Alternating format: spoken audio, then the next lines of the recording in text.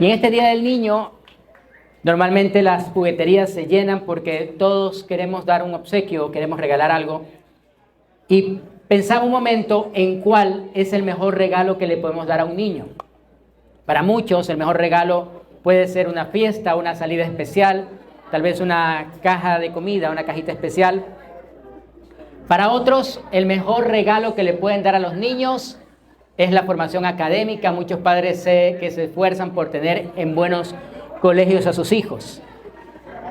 Y aunque todo esto es bueno, yo creo que todos nosotros nos esforzamos por dar buenas cosas, ya sea a nuestros hijos, sobrinos o a los niños que amamos. Y posiblemente, tal vez tus padres también se esforzaron por darte un buen regalo. ¿Cuál es el regalo más grande que recibiste o el que más recuerdas que recibiste cuando eras un niño? Tal vez recibiste algún juguete que te alegró el corazón, que te hizo feliz. Todos queremos recibir un regalo y cuando somos grandes también darlo a los niños. Pero quiero hablarte acerca de los errores que muchas veces cometemos los padres, tíos o personas que tenemos a cargo los niños, que podemos equivocarnos al momento de darle un regalo. Hoy tenemos una sociedad que está confundida al momento de querer dar algo apropiado a los niños. Y lastimosamente vivimos en un mundo cada vez más y más confundido. Quiero pedirles que nos pongan un video que ha preparado producción para poder hablarles acerca de cuál es el mejor regalo que le podemos dar a nuestros hijos. Producción, por favor, nos ayuda con el video y con las luces. Un aplauso a los niños de producción, por favor.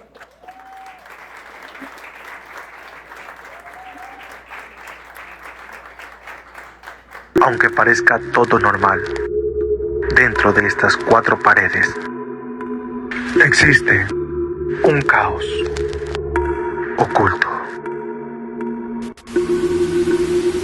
Aumentan las familias en situación de vulnerabilidad, por debajo del umbral de la pobreza severa. Una mujer de 23 años fue arrestada tras intentar asfixiar a su bebé recién nacido. Decenas de personas inmigrantes se lanzaron a la fuerza en contra de militares. Estamos hablando de lo que sucede en Ecuador. Sí, Ecuador está en guerra, así lo ha dicho el presidente. Continúan llegando las amenazas de ciertos grupos acá en Pascuales. El costo de la vida se incrementó. Según el INEC, la inflación creció de marzo a abril más que en los últimos 9 años. La migración, la violencia intrafamiliar que se esconde tras el silencio y los alarmantes índices de violencia que aquejan a nuestro país son solo algunos de los elementos que componen este panorama desolador. La orfandad de niños a causa de la delincuencia, los problemas económicos, así como la depresión y la ansiedad, angustian aún más la situación.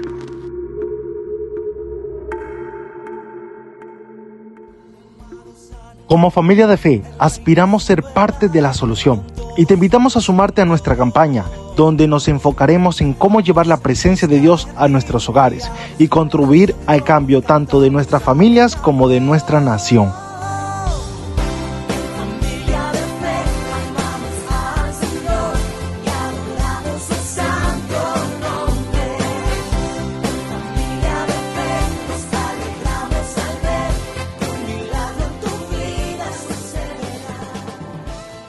Hoy queremos invitarles a ser parte del mejor regalo que le podemos dar a nuestros niños. Vamos a darle un regalo que va a trascender las generaciones. Es un regalo que sé que va a impactar a los siguientes niños y jóvenes. Y es el de tomar la decisión de que la presencia de Dios entre a nuestras casas. Hace unas semanas empezamos hablando de cómo el pueblo de Israel tenía un arca parecida a la que vamos a tener en este momento adelante, que es el arca del pacto o el arca de la alianza.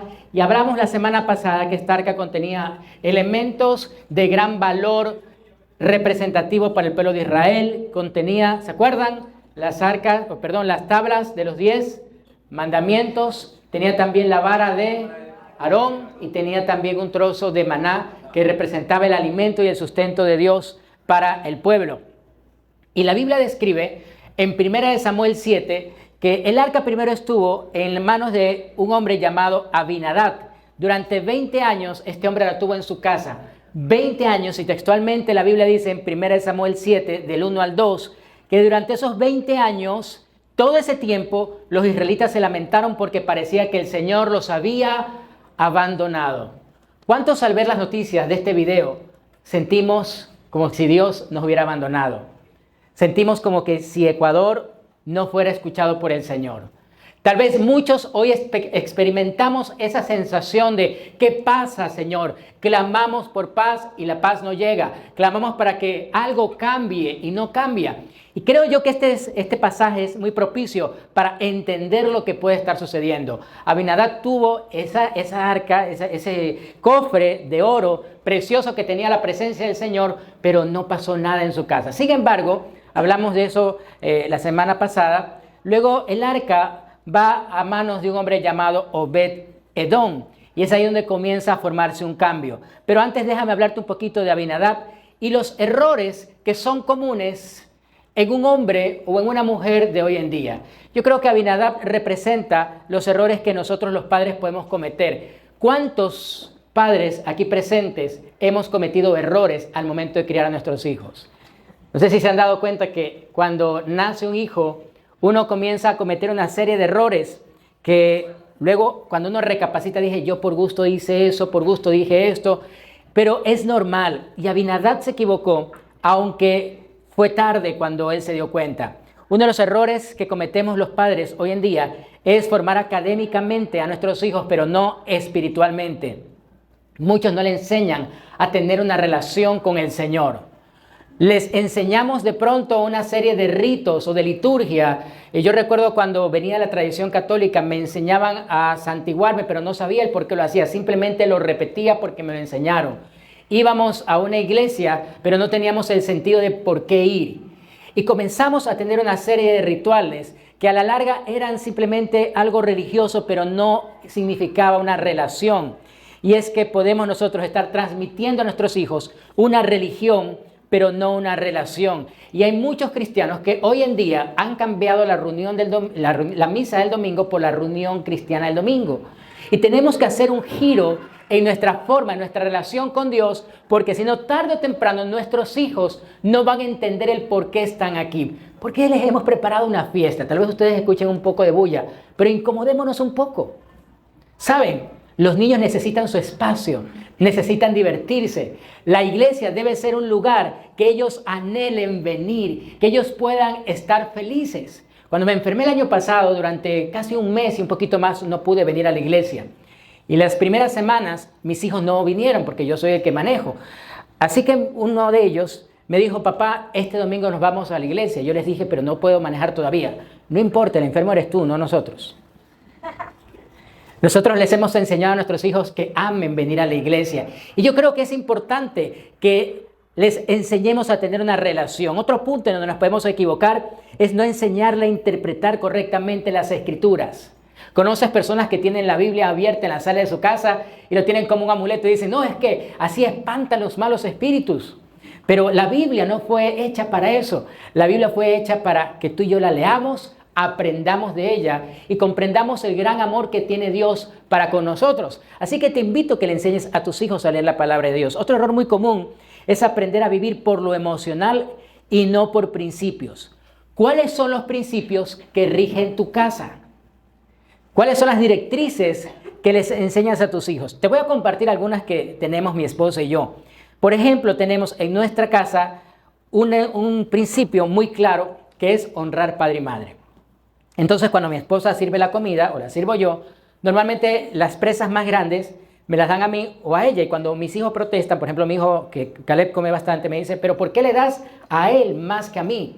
Mi esposa le enseña que hay que honrar al papá y yo le enseño que hay que honrar a la mamá. Hay cosas que no les permitimos, por ejemplo, yo jamás les permito que ellos le alcen la voz o le falten el respeto a su mamá, porque tengo que enseñarles a honrar a su mamá y viceversa. Ella le enseña a honrar, a que me honren a mí. ¿Por qué? Porque la Biblia dice que el que honra a padre y madre tendrá larga vida sobre la tierra y todo le saldrá. ¿Quieres que a tu hijo le vaya bien en la tierra? Levanta tu mano, ¿te gustaría que tus hijos, a tus sobrinos, sabes, tienes que honrarles, tienes que enseñarles a que honren a papá y a mamá? Porque hay una promesa de Dios en eso. Aunque pues muchas veces nos equivoquemos. Otro principio que enseñamos en nuestra casa es que no toleramos las mentiras. Le decimos a nuestros hijos, ¿sabes? La mentira tiene patas cortas y por eso se tropieza. No podemos permitirles a nuestros hijos mentir porque si ellos mienten en cosas pequeñas, mañana la mentira se volverá algo que los atrape. Otro principio que enseñamos en nuestra casa es la oración como modo de vida. Les enseñamos a orar antes de los alimentos, al acostarse, al hacer su devocional. Son costumbres que tenemos, pero que les ayudan a tener principios. Muchos se sientan a la mesa y no le agradecen a Dios los alimentos. ¿Sabes cuántas personas comen una vez al día en el mundo? Y algunas ni siquiera una. Leí el otro día que hay una ciudad muy pobre en Haití que a veces comen 2 veces por semana. ¿Has comido hoy? ¿Comiste hoy? ¿Desayunaste hoy? ¿Sí? Y si no, ahí la tía Mari tiene pues desayunos en...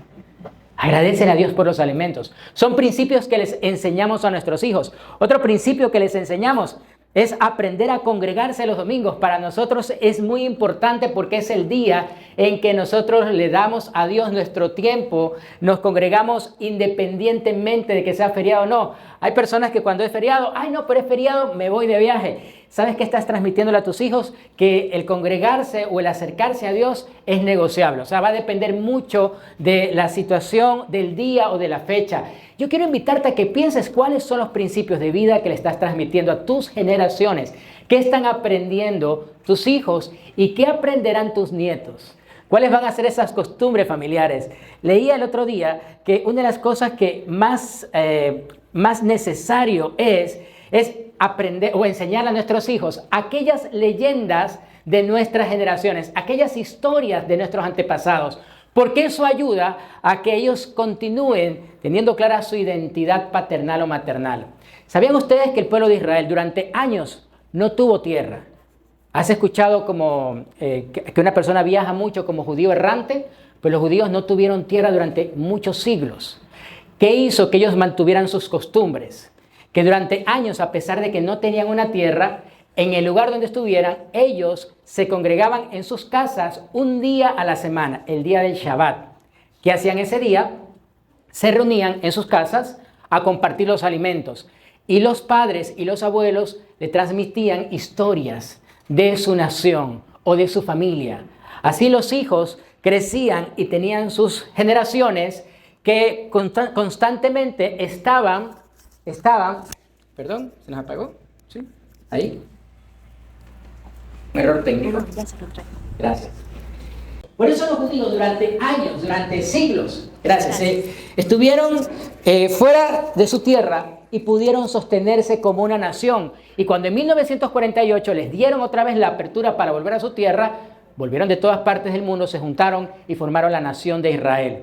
¿Por qué lo hicieron? Porque tenían en su mente la misión de congregarse y de saber las historias de sus antepasados. Mira qué importante es aprender principios y mantenerlos a nuestras generaciones. Ahora, quiero hablarte de un hombre que entendió que esta arca no era simplemente un objeto bonito o decorativo, que no era un amuleto. Él entendió que esta arca representaba la presencia de Dios. Y este hombre se llamaba Obed-Edom. Dice la Biblia en 2 Samuel capítulo 6 que como el rey David le dio miedo porque un hombre llamado Usa, hijo de Abinadab, tocó el arca cuando el arca se iba a caer, una carreta de bueyes la venía alando, así que él, para evitar que se caiga, la tocó y murió. Al morir Usa, inmediatamente se dieron cuenta que algo pasaba cuando alguien tocaba el arca. Así que el rey David dijo, como es muy peligroso este objeto, vamos a llevarla a un lugar cercano. Y pasaba por ahí un hombre llamado Obed-Edom. Ahora imagínate a Obed-Edom en ese momento que pasaba y el rey David le decía, hey, ¿sabes? Obed, necesito que lleves este espacio, esta arca, a tu casa. ¿Y dónde la pongo? No importa dónde la tengas, pero guárdala. Y Obed-Edom preguntándose, ¿pero por qué el rey quiere que yo guarde esta caja dorada? Y de pronto alguien le dice, ¿sabías tú que alguien tocó esa caja dorada y se murió? ¿Qué harías tú si alguien te dice, lleva esta caja a tu casa, pero cuidado la tocas porque si la tocas, te mueres? Claro. Imagínate llevarte este aparatito a tu casa y saber que corres el riesgo de que alguien de tu familia la toque y muera. Yo pensaba en esto, yo me imaginaba si yo tuviera el arca en mi casa y la llevo, yo la veo, yo ya inmediatamente veo a mi hija Valentina jugando las muñecas aquí, a Caleb metido de cabeza, porque nuestros hijos son curiosos. Sin embargo, Obed-Edom tenía 8 hijos, no había televisión ni redes sociales, ¿no?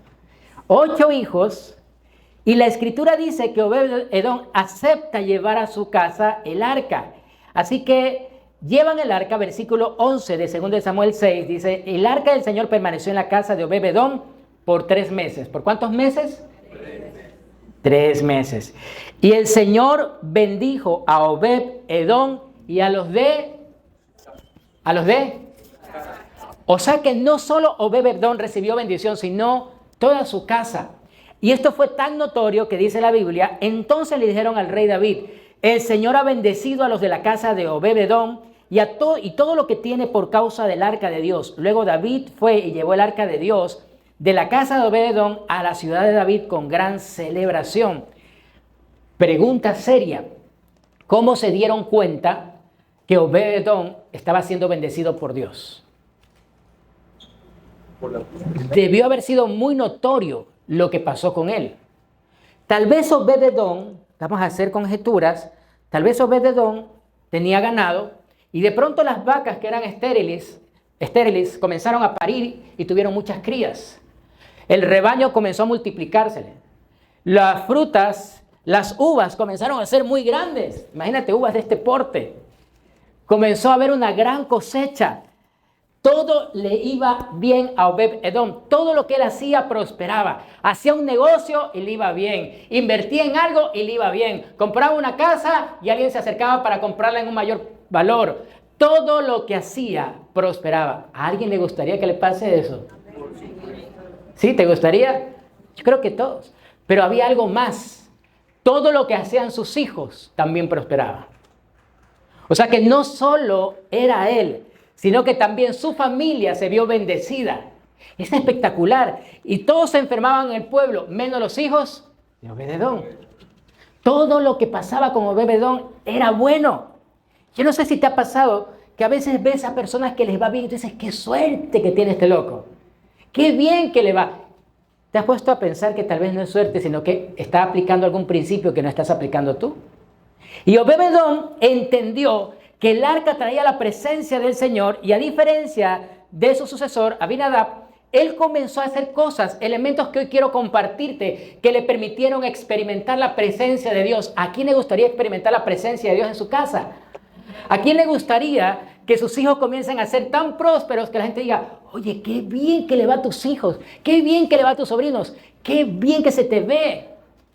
¿Te imaginas que vayas por la calle y te digan, amiga, pero qué bien que se te ve, parece que tuvieras 20 años menos? ¡Ay! Se te ve más joven. ¿Cuántos nos sentimos felices cuando dicen, oiga, pero por usted no pasan los años? Pero te lo dicen de verdad. Porque realmente algo está pasando en tu vida. Dios comienza a transformar nuestras vidas. Y cuando la presencia del Señor llega a nuestras casas, algo es transformado. Así que quiero compartirte algunos principios que yo he entendido que pasó en la vida de Obed-Edom. Sabemos nosotros que Usa murió por tocar el arca. Y es ahí donde surge el miedo de llevar el arca a cualquier casa, pero Obed-Edom se arriesga. Y un primer principio es que Obed-Edom no rechazó la oportunidad para llevar la presencia de Dios a su casa.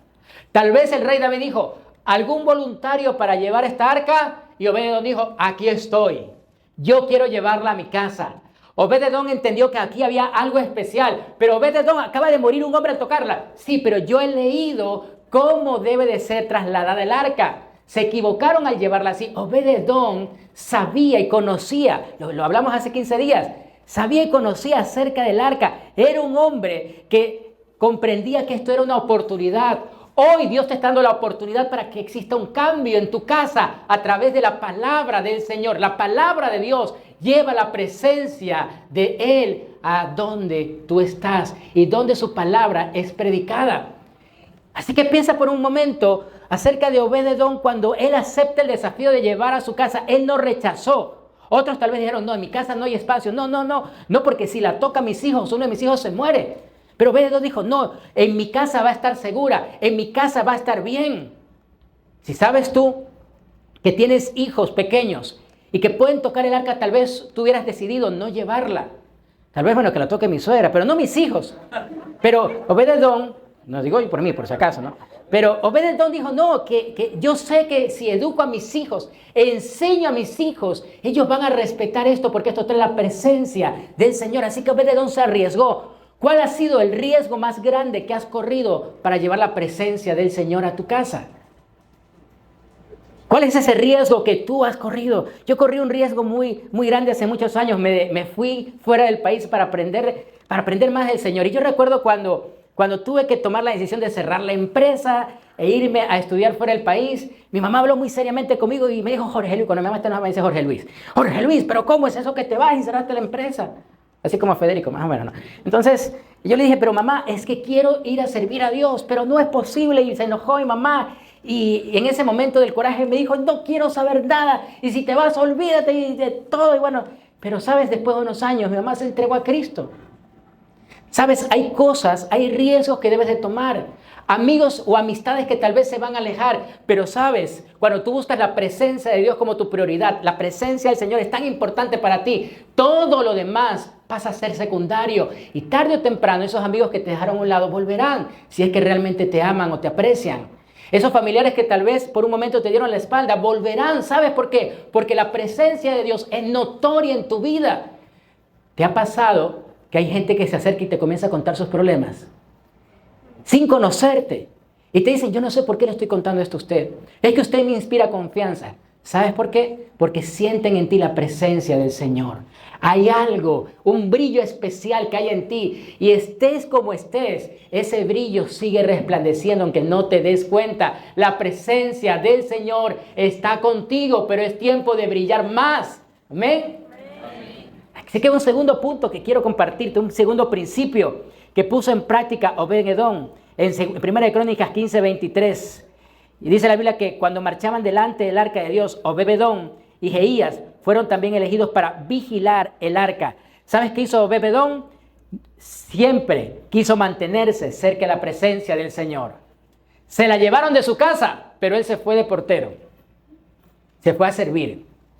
Porque él dijo, si el arca se va para allá, entonces yo también me voy. El que quiere servir a Dios siempre busca la manera de ir detrás de la presencia del Señor. Por eso aquí hay grupos de servidores. Hay gente que dice, pero ¿por qué vienen tan temprano? Porque sienten la presencia del Señor. Y allá donde sentimos la presencia de Dios, allá tenemos que ir. ¿Cuántos estamos dispuestos a recorrer lo que sea para sentir y experimentar la presencia del Señor? Yo quiero invitarte y desafiarte a algo, que siempre nos esforcemos por buscar la presencia del Señor. Hay momentos en donde el Señor nos despierta para experimentar la presencia. Esta semana fue el día miércoles, si no me equivoco, que el Señor me despertó 1:30 de la mañana. 1:30 estaba yo bien dormido ahí con mi esposo internado. Y hay momentos donde el Señor me levanta. No sé si a alguno de ustedes les pase. Y por más que intento dormir, no, Dios no me deja tranquilo. Así que me levanté 1:30 a orar. Me dieron las 5:30 y no pude dormir. Me dediqué a orar y Dios me mostró algunas cosas que se las he de compartir a lo largo de este tiempo. Pero sabes, si tú estás dispuesto a perseguir la presencia de Dios, debes de esforzarte, negarte a ti mismo. Hombres, les doy un consejo. ¿Saben qué les da seguridad a nuestras esposas? Que ellas se despierten y nos vean de rodillas buscando al Señor. ¿Sí o no, mujeres?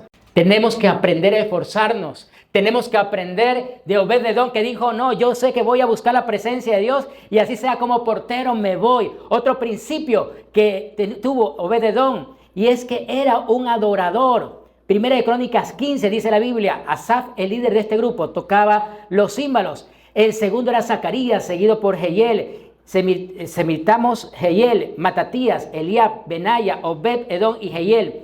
Ellos tocaban las arpas y las liras. Así que este hombre, además de ser portero, ¿saben qué pasó? Se hizo músico. Anhelaba tanto la presencia de Dios que hasta aprendió a tocar instrumentos para estar cerca del arca. Yo no sé si aquí haya personas que sepan cantar. Hay personas que saben cantar y estamos las que nos gusta cantar.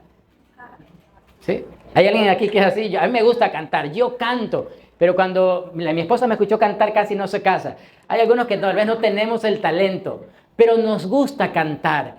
Y yo estoy seguro que Obed-Edom era de ese tipo de hombres que tocaba por amor al Señor y cantaba. Hay canciones que nos recuerdan la presencia de Dios.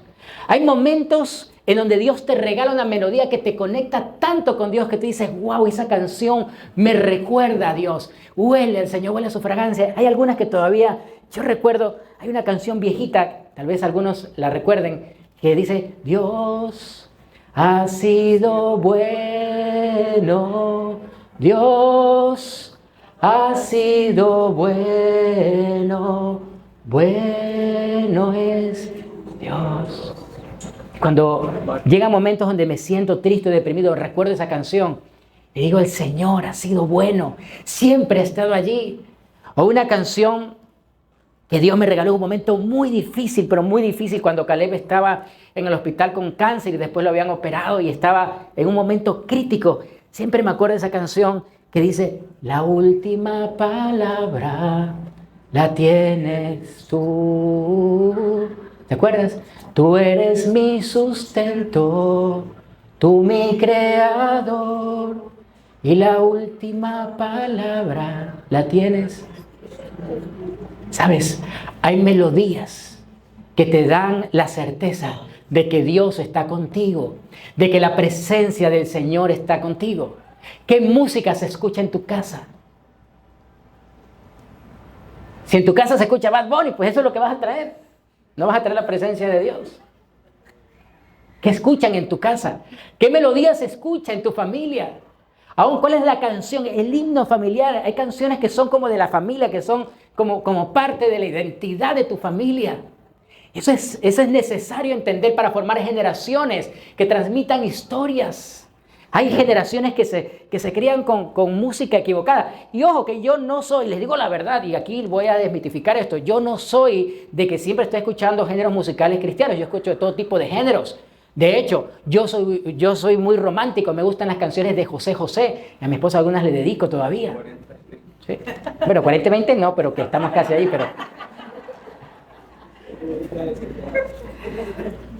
pero sí hay canciones que yo también me gusta el género de música en inglés, de la balada Forever, pero soy muy fanático de ciertos ritmos, pero le enseño a mis hijos a escuchar música sana, especialmente ritmos que traigan o canciones que traigan esperanza, que traigan fe. Y yo le he dicho a mis hijos, sabes, esta canción me la regaló Dios cuando estábamos en este proceso.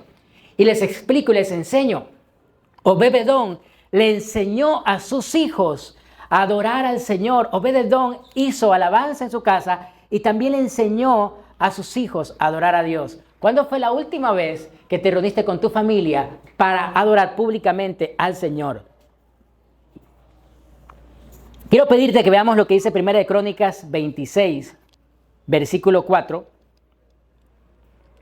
Dice la Biblia, los hijos de Obed-Edom, también porteros. ¿Qué fueron los hijos de Obed-Edom? O sea, el papá fue portero y los hijos también. Les explicaba hace unos días que para nosotros, en nuestro contexto, ser porteros, pero no es un trabajo importante. En ese tiempo sí lo era, porque estaban guardando el templo donde estaba la presencia de Dios. Era un trabajo muy importante. Y los hijos heredan esa profesión. Pero además dice la Biblia, fueron Semaías el mayor, Josabad el segundo, Joa el tercero, Sacar el cuarto, Natanael el quinto, Amiel el sexto y Sacar el séptimo, Peultaí el octavo. Dios había bendecido a Obed-Edom en gran... ¿Cómo lo había bendecido? O sea que Dios no solo lo había prosperado a sus hijos. Era notorio que a los hijos de Obed-Edom les iba bien. Miren, familia de fe, debe de ser notorio que a nuestros hijos les vaya bien. Pero para eso tú y yo tenemos que tomar la determinación de que nuestras familias, nuestros hogares tienen que ser para Cristo. Deben de ser hogares diferentes porque tú y yo le consagramos nuestras vidas a Jesús. Y si tú eres soltero, mira, yo durante años fui soltero cristiano. Casi que soltero, me casé como a los 31 años. 32, gracias. Y durante años yo escuchaba prédicas y decía, pero yo no tengo hijos, ¿para qué sirve? Porque tenemos discípulos y algún día tendrás hijos y tienes que estar preparado para que tus hijos reciban la bendición que hoy tú estás sembrando en tu vida. Las decisiones de hoy serán la bendición o la maldición de mañana. Hoy toma decisiones que vayan a bendecir a tus generaciones. Y Obed-Edom hizo eso. Dice la Biblia que sus hijos fueron porteros. Así que este punto es muy importante. Obed-Edom le enseñó a sus hijos a honrar a Dios y a respetar lo sagrado. Para Obed-Edom, no solo el arca representaba la presencia del Señor, el honrar a Dios con todo lo que hacían, eso les enseñó a sus hijos, y esto hizo que los hijos de Obed-Edom prosperaran en todo momento. Mira qué importante es determinar que con nuestras vidas debemos de enseñarle a nuestros hijos que honren al Padre, que honren al Señor, que están aprendiendo nuestros hijos en casa. Y una importante acotación que dice Primera de Crónicas 26:4. Dice la Biblia que además sus hijos tuvieron un nombre especial. Y es que, ¿sabes? Obed-Edom le dio una identidad física y espiritual. Nosotros tenemos por cultura ponerle nombre a nuestros hijos por el gusto. Entonces de pronto a mí me gusta el nombre Jorge, o me gusta Roberto, me gusta Juan, y entonces les voy a poner ese nombre. Pero en ese tiempo no era así. Los nombres tenían un significado. ¿Sí? No es como ahora. Entonces le voy a poner Goku Zambrano. Entonces, ganó el Barcelona, Barcelona Macías. Entonces, no. Así no era en ese tiempo.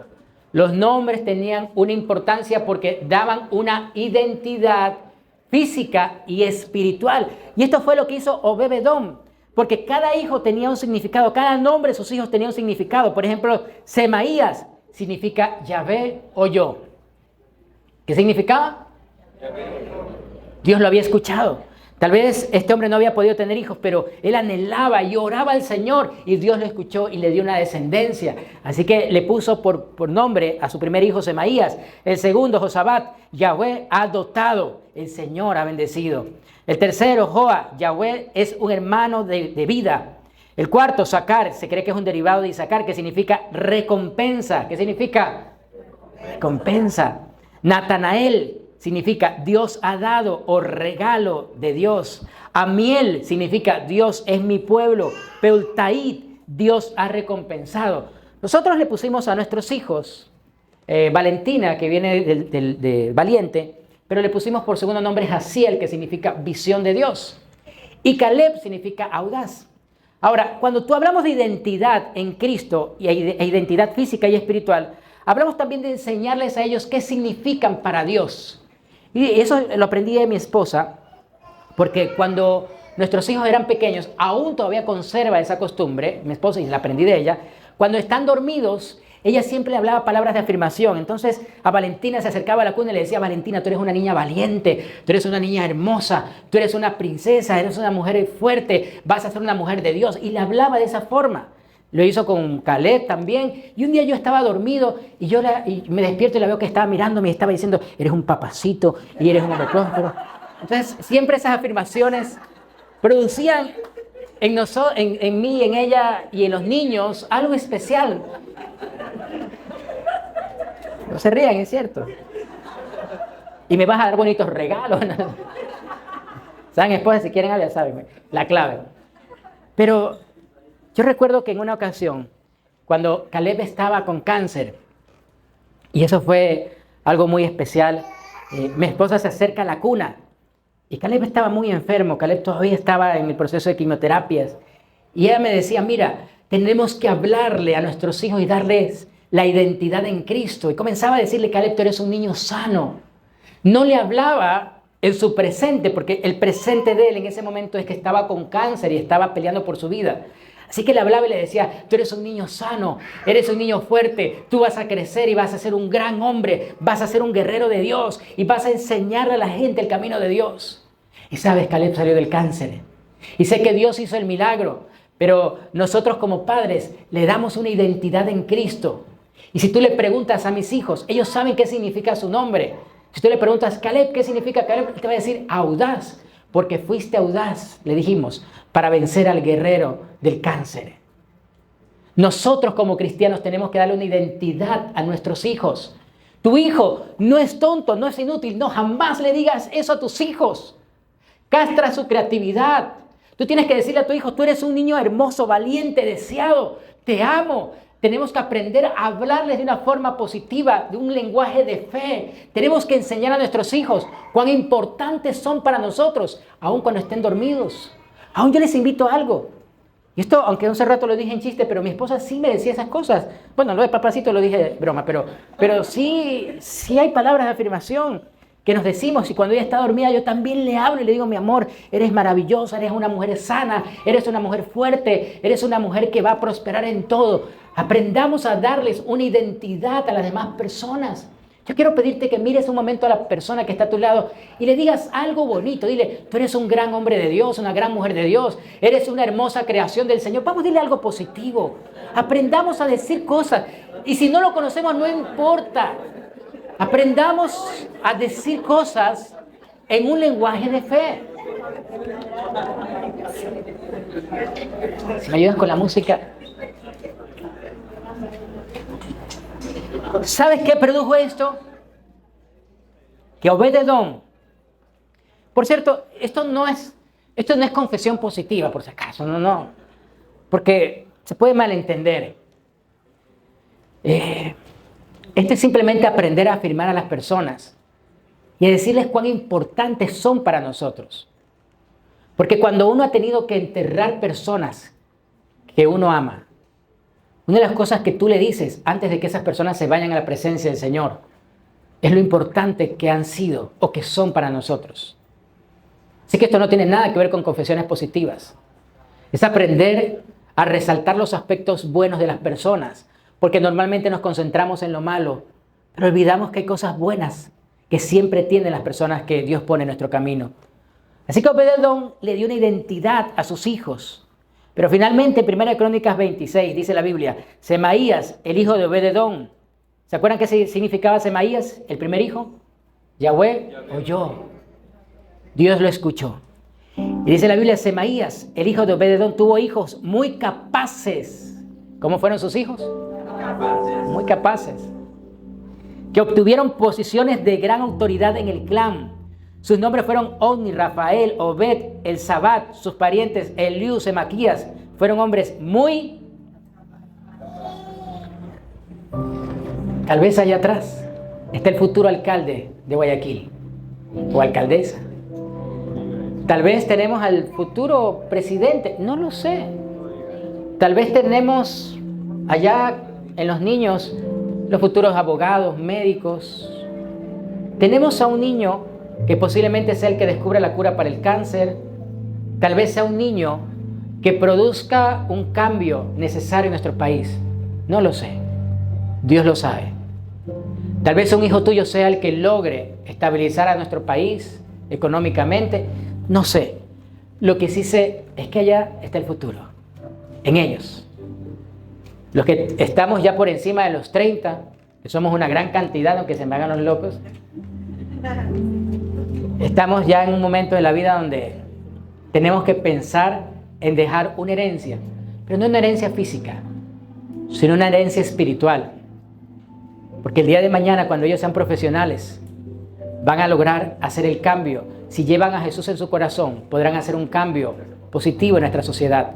Obed-Edom entendió eso, producto de la decisión que tomó de permitir que la presencia de Dios llegue a su casa. Dice la Biblia, sus hijos fueron muy capaces, obtuvieron posiciones de gran autoridad. Y el versículo 8 dice, y todos estos descendientes de Obed-Edom, entre ellos sus hijos y nietos, 62 en total, eran hombres muy capaces y competentes para su trabajo. No solo tenían inteligencia y sabiduría, tenían competencia. Es decir, hacían las cosas bien, todo lo que hacían, todo lo que se proponían, todo lograban hacerlo bien. Era notorio. Había excelencia en su trabajo. No sé si conozcas personas que son competentes, que todo lo que hacen, tú sabes que les puedes encargar y todo lo hacen bien, se esmeran porque las cosas salgan bien. ¿Sabes? Esas son las personas que uno no las quiere dejar ir. Que uno quiere que se queden cerca de uno a trabajar. Y uno dice, no te vayas. Recuerdo que una amiga mía tenía una empleada que era espectacular. Todo lo dejaba limpio, impecable. La casa olía siempre a limpio. Cocinaba espectacular. Las camas tendidas. Era una chica amable. Siempre muy cuidadosa. Y un día le dijo, ¿sabe qué? Me voy. Y dijo, ¿por qué te vas? Porque le voy a decir la verdad, me ofrecieron en otro lugar un aumento, me ofrecieron un salario mejor. ¿Y saben qué hizo esta señora? Yo te doblo el sueldo, pero no te vas porque realmente eres una persona muy competente. Cuando tú conoces a alguien que hace las cosas bien, lo quieres retener contigo, ¿sí o no? Dices, no te vayas, quédate, no importa, te pago un poco más, pero quédate. Porque sabes, qué bonito es tener gente que es fiel en hacer lo correcto, en hacer lo bueno. Qué bueno que le digas a la persona que está a tu lado, tú también eres muy competente, haces bien las cosas. Que aprendamos a reconocer que las personas que Dios pone en nuestro camino, siempre las pone Dios porque nos pueden ayudar. Quiero terminar con esto. Años antes de que Obed-Edom surgiera a escena, la Biblia describe que un hombre llamado Josué, sucesor de Moisés, toma el cargo de líder del pueblo de Israel.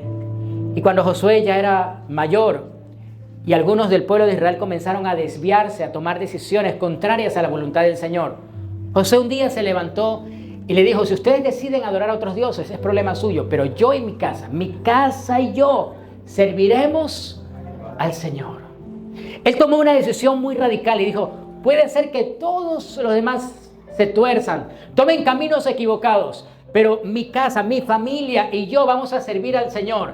Él era el líder de su casa y él estaba convencido que sirviendo al Señor su familia se mantendría cuidada por el Señor.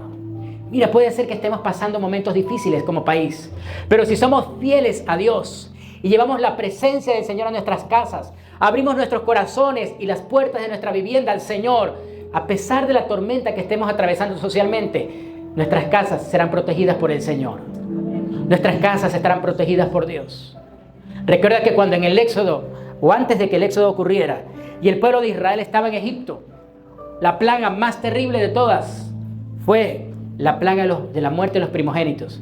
Y el ángel de la muerte comienza a andar por todo Egipto. Pero ¿sabes a dónde no pudo entrar? A la casa de los hebreos, de los israelitas. Porque allí la presencia del Señor mantenía protegida esas casas. Había sangre de cordero que estaba untada en los dinteles de la puerta.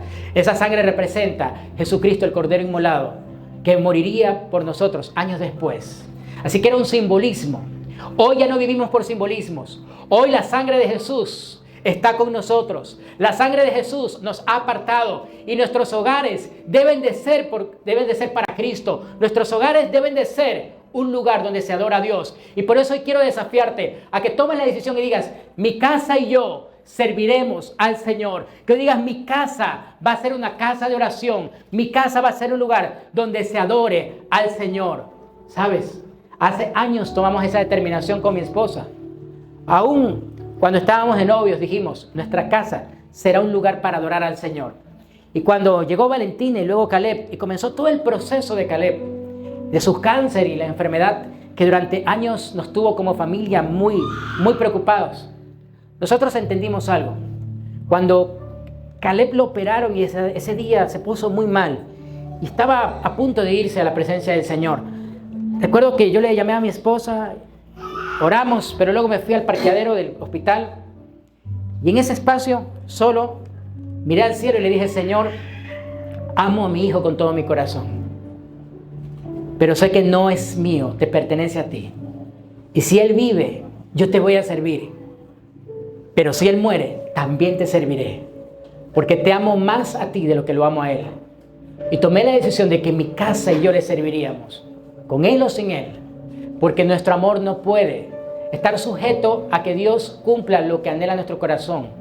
Anhelamos, tenemos deseos en nuestro corazón, pero nuestro amor a Dios debe de ser por encima de nuestros propios deseos o anhelos. Y yo quiero invitarte a que tú tomes la determinación de que tú y tu casa le sirvan al Señor.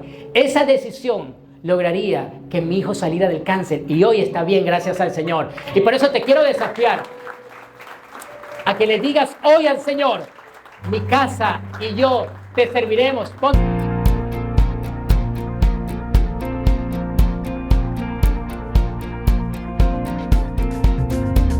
Llamados a anunciar